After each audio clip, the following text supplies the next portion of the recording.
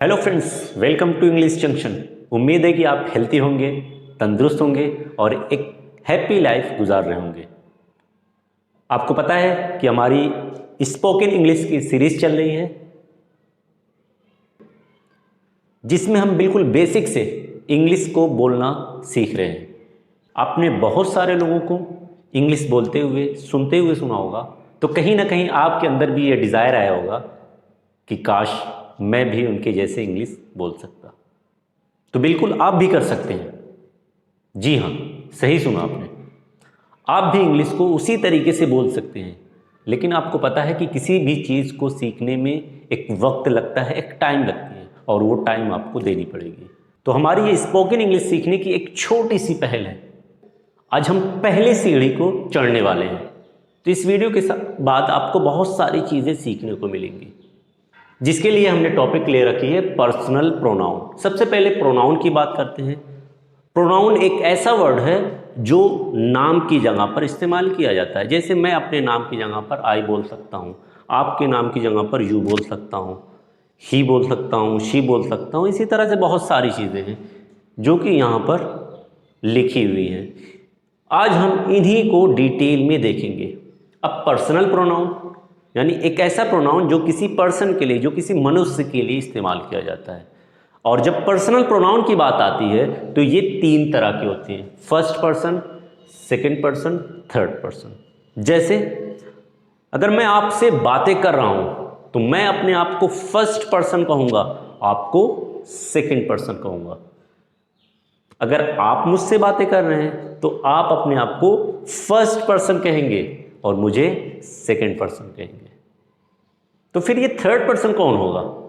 Third person वो बंदा होगा या वो बंदी होगी जो हमारे और आपके बीच मौजूद नहीं होगा इस टाइम पर। उसी को हम थर्ड पर्सन कहेंगे। कैसे होता है ये सब देखते हैं यहां से। सबसे पहले मैं बात करता हूं फर्स्ट पर्सन। इट मीन्स मैं आपसे बात कर रहा हूं तो मैं आपको कहूंगा फर्स्ट पर्सन, और मैं अपना नाम लेना नहीं चाहता तो अपने नाम की जगह पर एक वर्ड यूज करूंगा जो क्या होगा, जिसे इंग्लिश में क्या बोलते हैं, आई, जिसका मतलब क्या है, मैं। इसी तरह से अगर मैं अकेला ना रहूं, मेरे साथ दो लोग हों, तीन लोग हों, चार लोग हों, तो हम सब अपने लिए एक वर्ड यूज करेंगे, और वो वर्ड क्या कहलाएगा, वी, जिसका मतलब क्या होगा, हम सब। बात करूं मैं सेकंड पर्सन की, तो मैं अगर आपका नाम ना लूं और आपके नाम की जगह पर एक दूसरा वर्ड यूज करना चाहूं, तो उस केस में इंग्लिश में क्या यूज करते हैं, यू, जिसका मतलब क्या होता है, तुम।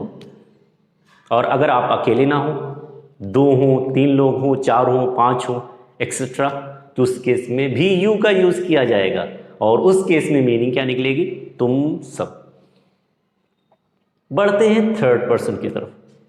थर्ड पर्सन आपको पता है वो बंदा या वो बंदी होगी जो उस टाइम पर हमारे बीच मौजूद नहीं होगी।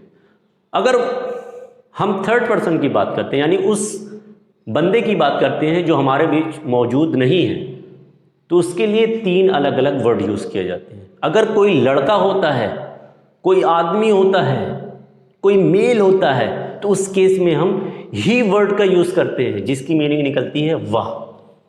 और अगर कोई लेडी होती है, कोई गर्ल होती है, कोई फीमेल होती है, कोई औरत होती है, तो उस केस में हम वर्ड का यूज करते हैं शी।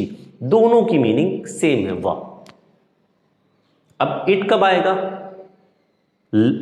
बॉयज और गर्ल्स के अलावा, इट मीन्स मर्द और औरत के अलावा जितनी भी चीजें बचती हैं, चाहे वो कोई भी जानवर हो, कोई भी इंसेक्ट हो, कोई भी इवन चिड़िया हो, जितनी भी चीजें बचती हैं इस दुनिया में, सबके साथ इट का यूज किया जाएगा, जिसकी मीनिंग क्या निकलती है। अब बात करते हैं अगर एक से ज़्यादा मर्द हो जाएं, एक से ज़्यादा मेल हो जाएं, तो उस केस में हम दे का यूज़ करते हैं। एक से ज़्यादा कोई गर्ल हो जाए, कोई औरत हो जाए, उस केस में भी हम दे का यूज़ करते हैं। इवन जब एक से ज़्यादा और दूसरी चीज़ हो जाए, चिड़िया हो जाए, बर्ड्स हो जाए, तो उस केस में भी हम दे का यूज़ करते हैं, जिसकी मीनिंग क्या निकलती है, वे सब। उम्मीद है कि ये आपको क्लियर हुआ होगा। आगे बढ़ते हैं। नेक्स्ट जो हम देखने वाले हैं वो है आपका टाइम।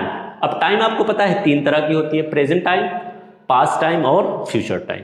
प्रेजेंट का मतलब वर्तमान काल। अब वर्तमान काल की जब बात की जाती है तो इसको दिखाने के लिए हम 3 वर्ड का यूज करते हैं, इज, एम, आर।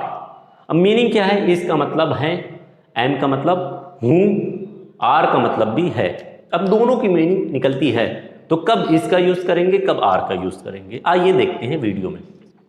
सबसे पहले अगर मैं बात करूं आई की, तो आई के साथ क्या यूज किया जाता है? एम। मीनिंग क्या हो जाएगी?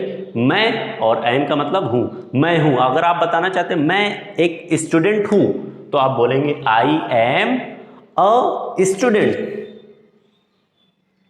इसी तरह से अगर वी आ जाए, वी का मतलब एक से ज़्यादा लोगों की बात हो, तो एक से ज़्यादा लोगों की जब बात होती है तो उस केस में हम आर का यूज़ करते हैं। और जब सिर्फ सिंगल एक की बात होती है तो उस केस में हम किसका यूज़ करते हैं? इज का। बट आई आपका एक्सेप्शन है, अपवाद है। इसका मतलब आई इस रूल को नहीं मानता, आई अकेला वर्ड लेता है एम। बाकी अगर आपको सिंगल पर्सन दिखता है तो इज यूज करेंगे, और अगर एक से ज़्यादा दिखता है तो आर। यू की बात करते हैं, यू एक बंदा भी हो सकता है, एक से ज़्यादा भी हो सकता है, तो इसलिए इसके साथ हमेशा प्लूरल वाला यानी एक से ज़्यादा वाला यूज़ किया जाता है आर। ही की बात करें तो आपको पता है ये सिंगल मेल के लिए, इसलिए क्या आएगा? इज आएगा। शी सिंगल लड़की के लिए